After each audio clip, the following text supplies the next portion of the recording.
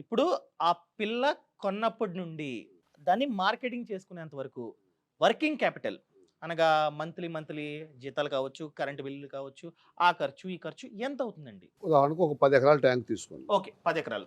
10 ఎకరాల ట్యాంక్ తీసుకుందాం. 10 ఎకరాల ట్యాంక్ వచ్చేటప్పటికి ఎకరానికి 3,000 కాడికి హ్మ్.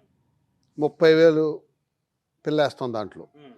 హ్మ్. ఏది 5-6 ఇంచెస్ అయితే నేను చెప్తున్నా. అవును. అవును. అవును. వేస్తాం. హ్మ్. దాన్ని కేజీ సైజ్ వచ్చేటప్పటికి హ్మ్. ఒక ఎకరానికి 10 టన్నులు మేత అవుతుంది. 10 టన్నులు అంటే వాళ్ళ మార్కెట్ ప్రకారం 2 లక్షలండి. అవును.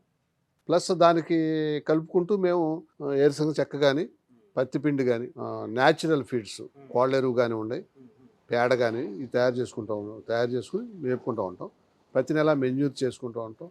ఇవి కాకోకుండా ప్రొబయోటిక్స్ వాడుకుంటూ ఉంటాం.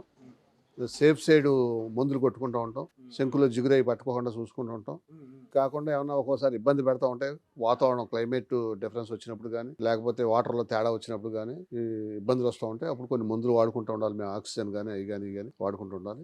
ఇదంతా కాస్ట్ అవుద్దండి. Plus labour cost. లేబర్. ప్రతిరోజు ఒక మనిషి 10 ఎకరాల చెరువుకి మేత కట్టుకోవడానికి మనిషి ఉండాలండి. హ్మ్. మనిషి ఉండి మరి అతనికి అకామిడేషన్ ఏర్పాటు చేయాలి. సాలరీ ఇవ్వాలి.